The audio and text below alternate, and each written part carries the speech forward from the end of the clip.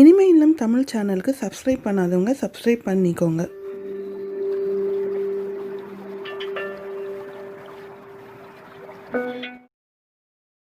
Hello friends, எல்லோரும் எப்படி இருக்கீங்க? இன்றைக்கி ரெசிப்பியில் பேச்சுலர் ஸ்டைல் மீன் குழம்பு செய்ய போகிறேன். மீன் குழம்புனாலே நமக்கு எல்லாருக்கும் ரொம்ப பிடிக்கும். பேச்சுலர் ஸ்டைல் மீன் குழம்புனா செய்கிற ப்ராசஸ் ரொம்ப கம்மியாக இருக்கும், ஆனால் டேஸ்ட்டு ஊற அள்ளும். சுவையான, ஈஸியான, கம்மியான ப்ராசஸோட அருமையான மதுரை ஸ்டைலில் ஒரு மீன் குழம்பு செய்கிறது எப்படின்னு நான் இன்றைக்கி செய்ய போகிறேன். இது பேச்சுலர்ஸ்க்கு மட்டும் இல்லை, பிகினர்ஸ்க்கு கூட இது ரொம்ப யூஸ்ஃபுல்லாக இருக்கும். சரி, மீன் குழம்பு செய்கிறது எப்படின்னு நான் இப்போ காமிக்கிறேன். ஆன் பண்ணி ஒரு அடிகனமான பாத்திரத்தை வச்சுருக்கேன். பாத்திரம் சூடானதும் 60 ml குக்கிங் ஆயில் சேர்த்துக்கிறேன். எண்ணெய் காஞ்சதும் 1/4 டீஸ்பூன் வெந்தயம் சேர்த்துக்கிறேன். 1 ஸ்பூன் சோம்பு, 15லேருந்து 20 வரைக்கும் சின்ன வெங்காயம் சேர்த்துக்கிட்டு நல்லா இதை வதக்கிக்கிறேன். இப்போ கைப்பிடி அளவு கறிவேப்பிலையும் சேர்த்துக்கிறேன். நல்லா இதை பொன்னிறமாக நல்லா வறுக்கணும். ஒரு லிட்டு போட்டு மூடி இதை நல்லா வதங்க விடலாம். இப்போது 1/2 கிலோ கிழங்கா மீன் எடுத்துருக்கேன். அதில் கொஞ்சோண்டு மஞ்சள் தூள் போட்டு நல்லா பரட்டி கொஞ்சம் நேரம் வச்சுக்கலாம். ஃப்ரெண்ட்ஸ், உங்ககிட்ட சின்ன வெங்காயம் இல்லைன்னா ஒரு பெரிய வெங்காயத்தை பொடிசாக நறுக்கி சேர்த்துக்கோங்க.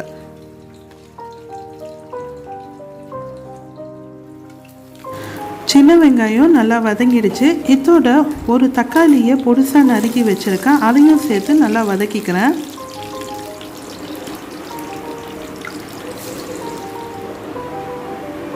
இதை நல்லா சேர்த்து வதக்கி இது ஒரு 3 நிமிஷம் ஆகட்டும். இனிமையிலும் தமிழ் சேனலை நீங்கள் புதுசாக பார்க்குறீங்கன்னா சப்ஸ்கிரைப் பண்ணிக்கோங்க. ஏற்கனவே சப்ஸ்கிரைப் பண்ணியிருந்தீங்கன்னா லைக், கமெண்ட் பண்ணி உங்கள் ஃப்ரெண்ட்ஸ்க்கு ஷேர் பண்ணுங்கள். சின்ன வெங்காயமும் தக்காளியும் நல்லா வதங்கிட்டு வந்துடுச்சு. இப்போது 2 வெங்காயமும் 4 தக்காளி போட்டு அரையும் குறையமாக போட்டு அரைச்சிருக்கேன். அந்த கலவையும் இதோடு சேர்த்து நல்லா வதங்க விடுறேன். பச்சை வாசனை போகிற அளவுக்கு இதை நல்லா வதக்க விடணும்.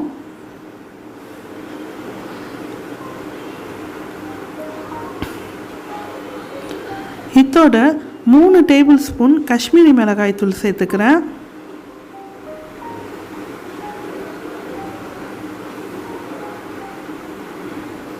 3 டேபிள் ஸ்பூன் குழம்பு மிளகாய் தூள் சேர்த்துக்கிறேன். வீட்டிலேயே அரைச்ச குழம்பு மிளகாய் தூள்.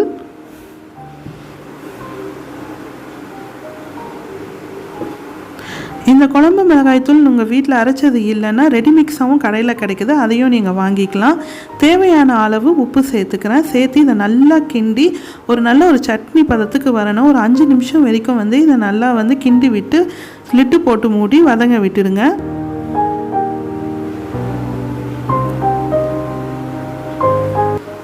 இந்த ஸ்டெப் தான் நம்ம மீன் குழம்பை ரொம்ப சுவையாக்கும். குழம்பு மிளகாய் தூளுக்கு பதிலாக தனியா சேர்த்துக்கணும்னா 1/2 ஸ்பூன் தனியா தூளுக்கு 1/2 ஸ்பூன் ஜீரகத்தூள் சேர்த்துக்கோங்க.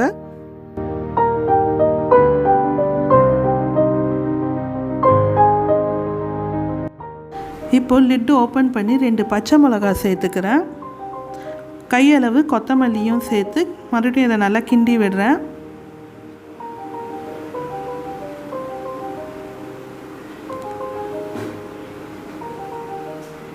ஒரு எலுமிச்சை பழ அளவு புளியை கரைச்சி வச்சுருக்கேன். அதை கொஞ்சம் தண்ணி சேர்த்து ஊற்றிக்கிறேன்.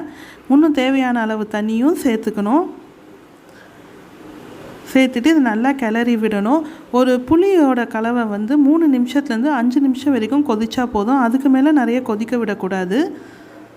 இப்போ இது லிட்டு போட்டு மூடி ஒரு 5 நிமிஷம் வரைக்கும் இதை விடுறேன். புளியை கொதிக்க விடுறேன்.